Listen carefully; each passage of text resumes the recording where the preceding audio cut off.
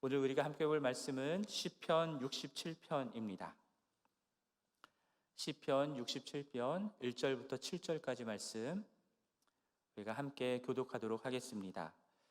하나님은 우리에게 은혜를 베푸사 복을 주시고 그의 얼굴빛을 우리에게 비추사 땅 위에 주의 구원을 모든 나라에게 알리소서. 하나님이여 민족들이 주를 찬송하게 하시며 모든 민족들이 주를 찬송하게 하소서. 온 백성은 기쁘고 즐겁게 노래할지니 주는 민족들을 공평히 심판하시며 땅 위의 나라들을 다스리실 것임이니이다. 셀라. 하나님이여 민족들이 주를 찬송하게 하시며 모든 민족으로 주를 찬송하게 하소서. 땅이 그의 소산을 내어 주었으니 하나님 곧 우리 하나님이 우리에게 복을 주시리로다. 함께 읽겠습니다.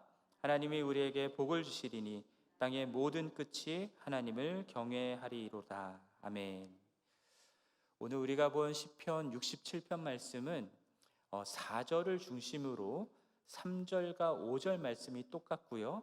그리고 1, 2절과 6, 7절이 대꾸를 이루는 구조를 가지고 있습니다. 먼저 1절과 2절 내용 말씀을 먼저 보면요. 시편의 저자가 하나님께 간구하는 내용이 나오는데 무엇을 간구하고 있습니까? 하나님이 우리에게 은혜를 베풀어 주시기를 구하고 있고요. 복을 내려주시기를 구하고 있습니다.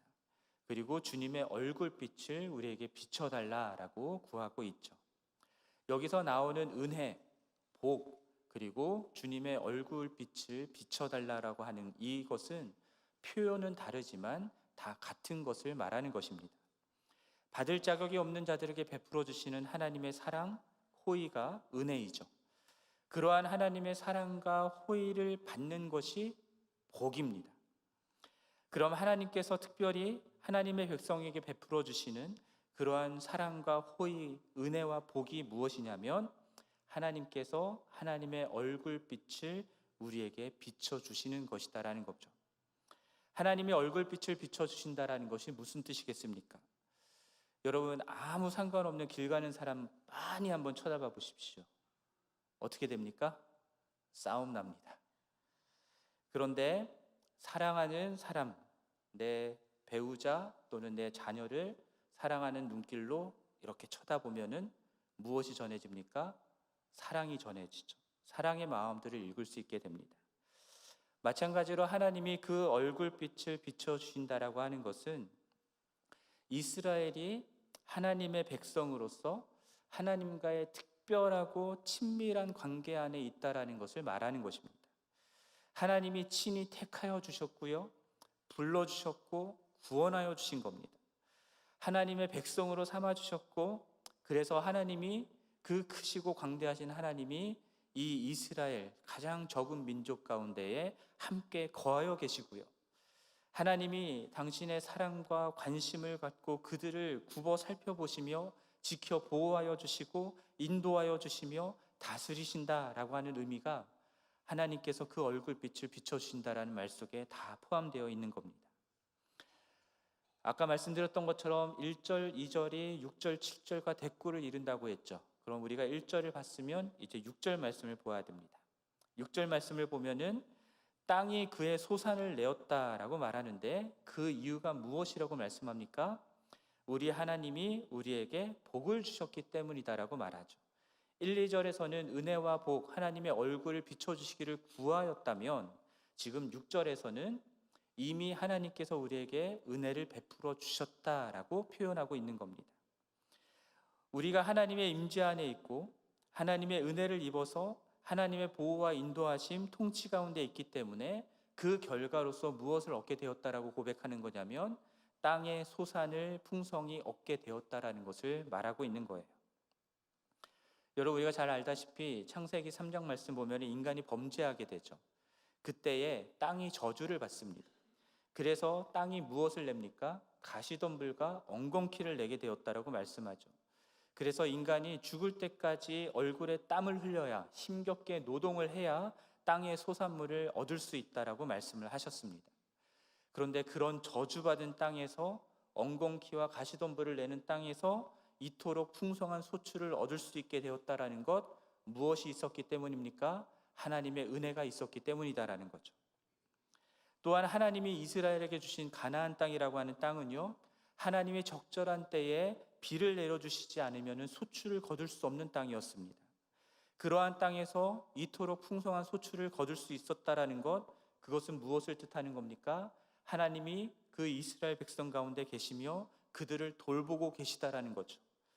그것을 시편 기자는 지금 찬양하면서 고백하고 있는 것입니다. 여기서 우리가 생각해 보아야 할 것이 무엇이냐면 풍성한 소출 자체가 복이 아니다라는 겁니다. 그것은 복을 받았기 때문에 주어지는 결과인 것이죠. 그러한 소출을 얻게 하신 하나님이 그들의 하나님이 되시고 그들 가운데 거하고 계시고 그들을 향하여 사랑과 호의를 은혜를 베풀어 주시고 그들을 돌보고 인도하여 계시다라는 것, 그것이 복이다라는 겁니다. 그렇게 하나님과 특별한 관계를 맺고 있다라는 것, 그렇게 되었다라는 것이 복이다라는 거예요. 하나님의 택하심을 받고 우리가 구원을 받았고 특별히 하나님의 자녀가 되었다라는 것, 그것이 우리에게 복이다라는 겁니다. 하나님과 그러한 친밀한 관계를 맺고 하나님과 더불어 살아가는 그러한 복을 얻었기 때문에, 그렇기 때문에 우리들의 삶 속에서 일어나는 그 결과들이 무엇이냐면 바로 풍성한 소출을 얻는 것이다라고 오늘 본문은 말하고 있는 거예요. 그러나 이러한 어떤 결과가 나타나느냐, 이거에 따라서 우리가 복을 받았냐 안 받았느냐가 아니라 이미 복을 받았다라고 하는 것은 여전히 기정사실이다라는 것을 우리가 기억해야 합니다. 왜냐하면 때로 우리가 기대하고 바라는 풍성한 소출을 얻지 못하는 경우들도 있기 때문이죠. 부유하게 살지 못할 때도 있고요, 건강을 잃을 때도 있습니다. 까닭없는 고난을 욥과 같이 당하는 때도 있고요, 어려움을 겪을 수도 있습니다. 그러나 그렇다고 해서 우리가 복을 받지 못한 게 아니죠. 우리는 여전히 하나님의 택하심을 받고 구원을 받았으며 하나님의 자녀가 된 자들입니다. 우리가 하나님을 알고 하나님과 특별한 친밀한 관계 안에 있다라고 한다면 그 자체가 은혜를 받은 것이고 복을 받은 것입니다. 심지어 그런 사람들이기 때문에, 그러한 은혜와 복을 받은 사람들이기 때문에 이 세상 살아가면서 고난과 어려움을 당한다 하더라도 그러한 고난과 어려움을 허락하신 하나님의 섭리 안에 있는 그 복을 우리는 누리게 되는 것입니다. 이것을 알지 못한 채 그냥 세상적으로 주어지는 복의 개념을 가지고 더 많은 것들을 갖게 되고 누리게 되고 편안하게 살게 되는 것, 그것만을 바라면서 우리가 하나님을 믿는다면, 그렇다면 우리의 신앙은 그냥 기복적인 우상 숭배에 불과한 것입니다. 하나님의 택하심을 받아서 구원을 받고 하나님과의 특별한 친밀한 관계 가운데 살게 된 것, 그 자체가 우리가 받은 은혜요 복이다라는 사실, 하나님의 얼굴빛이 우리를 비추고 있다라는 그 자체가 복이다라는 사실을 여러분 꼭 기억하시기를 바랍니다. 그리고 우리가 잊어서는 안 될 것이 하나 더 있는데요, 하나님께서 우리에게 하나님과의 특별한 관계를 주신 데에는 목적이 있다라는 겁니다. 그 목적이 무엇인지를 오늘 본문 속에서 보여주고 있는데요, 시편 저자는요, 이스라엘이 하나님의 은혜, 복을 받고 하나님이 그 얼굴빛을 비춰주셔서 땅에 여러 가지 풍성한 소출을 얻게 되었다라는 것을 찬양하는 것으로 끝나지 않습니다. 하나님께서 은혜를 베푸시고 복을 주시고 그 얼굴빛을 비춰주셨으니 우리가 잘 먹고 잘 살게 되었다, 이걸로 끝나는 것이 아니라 그러한 복을 받은 우리로 말미암아서 땅의 모든 민족들, 사람들도 복을 받게 되기를 구하고 있는 겁니다. 그래서 2절 말씀 보면 어떻게 나옵니까? 주의 도를 땅 위에, 주의 구원을 모든 나라에게 알리시기를 구하고 있죠. 하나님과 아무 상관이 없는 사람들은 하나님의 도를 받지를 못하죠. 구원을 받지 못합니다. 그러나 하나님의 복을 받아서 하나님의 도를 받고 구원을 받고 하나님의 백성이 된 이스라엘, 이 나라를 통해서 이 땅에 있는 모든 나라들, 모든 민족들이 하나님의 도를 알게 되고 하나님의 구원을 받게 되기를 구하고 있는 것입니다. 그리고 2절에 대꾸되는 7절 말씀에서는 하나님이 우리에게 복을 주실 것이니, 그러니까 어떻게 된다고 말씀합니까? 땅의 모든 끝까지 온 세상에 살고 있는 모든 사람들이 다 하나님을 경외하게 될 것이다라고 말씀하고 있습니다. 3절과 5절에서도 이스라엘 민족만이 하나님을 찬양하는 것이 아니라 누가 찬양하기를 구하고 있습니까? 이 세상의 모든 민족들이 주를 찬송하게 되기를 구하고 있잖아요. 4절은 어떻습니까? 모든 민족들, 백성들이 기쁘고 즐겁게 노래할 이유를 말하고 있는데요, 그것이 무엇이냐면 하나님이 이 땅의 모든 민족들을 공평히 심판하시고 다스리실 것이기 때문이다라고 말하고 있는 겁니다. 하나님은 이스라엘의 민족신이 아닙니다. 하나님은 온 세상, 온 우주를 창조하시고 다스리시는 하나님이신 거예요. 이 세상의 모든 것이 하나님으로부터 말미암았고 하나님의 다스림 안에 있는 것입니다. 그래서 하나님은 하나님이 창조하시고 다스리시는 모든 것들, 모든 사람들의 찬양과 경배를 받으시기에 합당하신 하나님이십니다. 그러나 인간이 하나님께 반역하고 불순종하고 범죄하였죠. 그 결과 모든 인간은 하나님의 영광에 이르지 못하는 죄인이 되었습니다.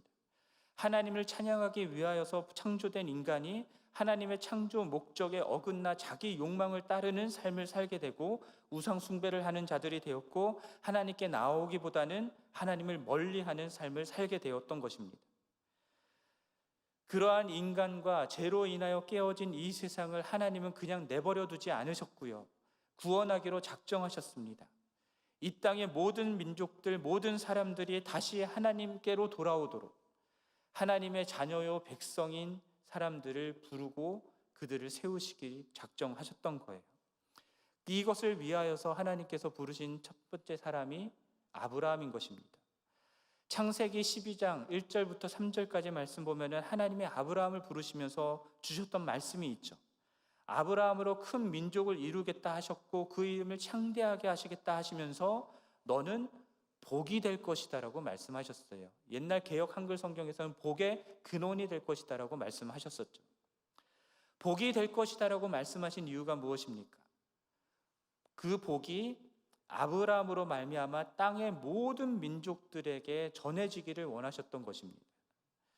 하나님의 부르심을 받고 하나님을 알게 되는 복을 받은 이스라엘 백성들, 그리고 아브라함의 자손들, 이들을 통해서 땅의 모든 민족들이 하나님께 돌아오고 하나님을 알게 되어서 하나님을 경외하고 하나님을 찬양하는 일이 되기를 원하셨던 것입니다. 그것을 위해서 하나님께서 아브라함을 택하시고 아브라함에게 복을 주신다라고 말씀하신 거예요. 즉 땅의 모든 사람들에게 복이 되라고 우리에게 복을 주신 것입니다. 땅에 있는 모든 사람들이 하나님을 알게 되고 예배하게 하기 위해서 우리로 하여금 하나님을 알게 하시고 구원하셨고 하나님의 자녀가 되게 하셨다라는 거예요. 그 복을 주셨다라는 겁니다. 그래서 하나님은 이스라엘을 제사장 나라라고 부르셨죠. 그 소명을 이스라엘에게 주셨습니다. 이스라엘을 통해서 모든 민족들이 하나님을 알게 되고 하나님께 나올 수 있도록 이스라엘을 제사장 나라로 삼으신 것입니다. 또한 하나님께서는 우리를 왕같은 제사장으로 부르셨죠. 그래서 우리를 통하여서 이 세상에 있는 모든 민족들이 하나님께 나아오고 하나님을 찬양하고 하나님을 경외하게 하기를 원하셨던 것입니다. 이것은 오늘 본문 1장 1절 말씀에서도 나타나는 건데요. 민수기 6장 24절에서 26절 말씀을 보면은 제사장의 축복이 나옵니다. 바로 그 내용이 오늘 본문 1절에 나오는 그런 내용입니다. 우리에게 복을 베푸시고 우리에게 은혜를 베푸시고 제사장으로서 온 민족을 축복하기 위하여 은혜와 복, 하나님의 얼굴을 비춰달라고 하는 그것을 구하는 것이 오늘 본문 1절에 그대로 나오고 있는 거예요. 그러므로 여러분, 하나님의 은혜와 복을 받아서 예수 그리스도를 믿게 되고 구원을 얻게 되고 그래서 하나님과의 특별한 하나님의 자녀가 되는 권세를 얻은 우리들은요, 나만 구원받고 나만 하나님을 알고 나만 예배하는 것으로 그칠 수가 없는 겁니다. 그쳐서는 안 되는 거예요.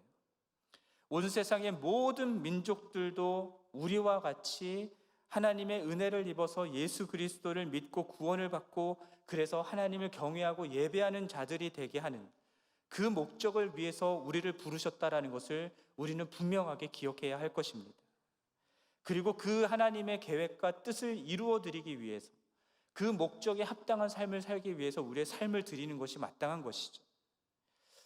우리는 하나님께서 우리 교회에게 은혜와 복을 베풀어 주시고 그 얼굴빛을 비춰 주시기를 당연히 구해야 하고요, 지금까지 하나님께서 지난 50년간 우리 교회를 그렇게 은혜를 베풀어 주시고 복을 베풀어 주시고 얼굴빛을 비춰 주셨습니다.